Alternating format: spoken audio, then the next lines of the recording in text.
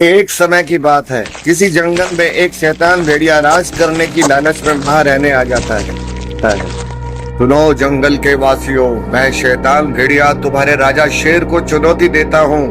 मुझसे लड़ाई करे और जीते, नहीं तो ये जंगल छोड़ के चला जाए। अब इस जंगल में सिर्फ भेड़िए का राज होगा। उधर शेर को भी इस बात का पता लग गया था।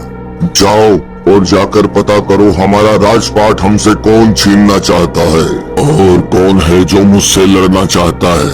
वैसे भी मुझे बहुत भूख लगी है, दूसरे जंगल में जाने की जरूरत नहीं, इसको खाकर ही अपना पेट भर लूंगा। तभी वहाँ बैठा खरगोश बोला, महाराज जो भी है बड़ा शक्तिशाली, जो आपको ललकार रहा है।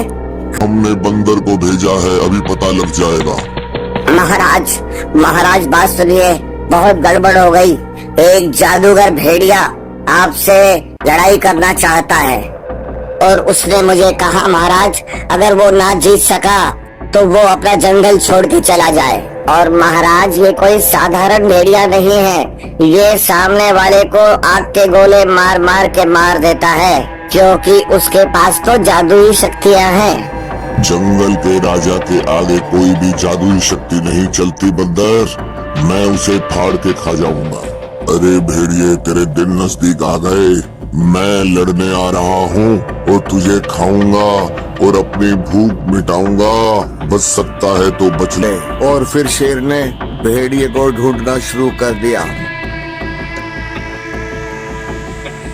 अरे एक बार मिल जा, फिर देख मैं तेरा क्या करता हूँ। आखिर शेर भेड़िए के स्थान पर पहुंच गया और उसे देखते ही जोर जोर से दहाड़ने लगा। आजा मेरे शेर, तुझसे ही मुझे अपनी भूख मिटानी थी, ले संभाल, मैं देख कैसे वार करता हूँ।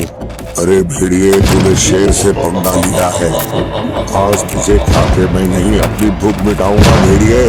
अरे ओ जंगल के राजा, पहले मेरी जादुई शक्तियाँ देख ले, मेरी आग के गोलों से बच। शेर को उससे लड़ने में बहुत तकलीफ हो रही थी, अंदर ही अंदर शेर भी घबरा गया। अरे शेर, तेरा टाइम आ गया है, यही मेरी सबसे शक्तिशाली शक्ति। भेड़िए को लगा शेर मर गया, लेकिन शेर बेहोश हुआ था। भेड़िया बहुत खुश हुआ। सुनो जंगल के जानवरों, आज से मैं तुम्हारा राजा हूँ। जो तुम्हारा पहले राजा था वो यहाँ पड़ा है, उसे उठा के ले जाओ और देख लो उसकी हालत। जंगल के सभी जानवर बड़े दुखी थे, वो सोच रहे थे हमारा राजा मर गया, लेकिन राजा बेहोश पड़ा था, किसी को ये खबर नहीं थी कि वो ठीक। तभी वहाँ बाज उड़ते हुए आता है और राजा की हालत देख करके उसको पहचानने की कोशिश करता है कि वो ठीक है या नहीं है। वो देखता है और कहता है, राजा जी तुम ठीक हो, खड़े हो जाओ, मैं तुम्हारे लिए बहुत बड़ी खुशखबरी लेके आया हूँ, इसका हम सफाया कर देंगे। ये सुनते ही शेर को होश आ जाता है और बोलता है, क्या खुशखबरी लेके आए हो बाज, मैं तुम्हारा एहसान जिंदगी भर नहीं भूलूंगा।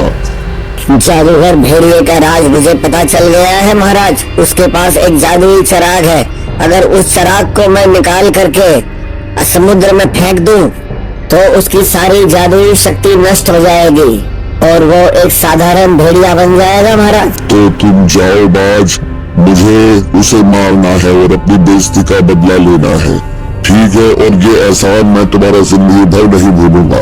तो सुनो महाराज ध्यान से, मैं उसका वो जादुई चिराग उठा करके समुद्र में फेंक के आ रहा हूँ, तब तक तुम अपनी गुफा में जाकर के आराम करो और मेरे आने के बाद ही उसके साथ लड़ाई लड़ना और उसे मार के खा जाना। ठीक है बाज, तुम जल्दी जाओ और इस काम में देरी ना करो। थोड़ा रुक जा भेड़िए, तुझे मैं दिखाता हूँ, शेर ही जंगल का राजा होता है।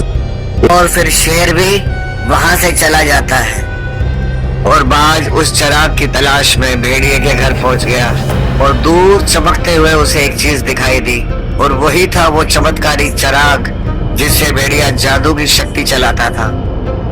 बाज ने निर्णय लिया कि अब इसको लेकर के मैं उड़ जाऊंगा।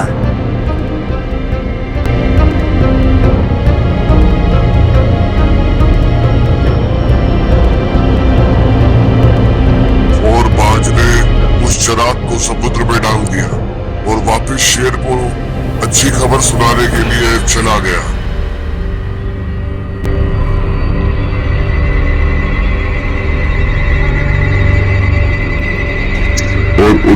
शेर बाज का इंतजार कर रहा है कि जल्दी से चिराग गिरा करके बाज आए और मैं अपना बदला ले लूं। अरे मेरे बाज, जल्दी आजा, मुझे उसको मारना है, अपनी भूख मिटानी है और अपनी बेइज्जती का बदला लेना है। तभी बाज वहां पर आता है। चलो महाराज, मैं उस चिराग को समुद्र में डाल आया हूँ। और फिर ये दोनों लड़ने के लिए चले जाते हैं। ये आवाज वापस शेर की सी आ रही है मुझे। लगता है उस दिन बच गया साला, आज नहीं बचेगा।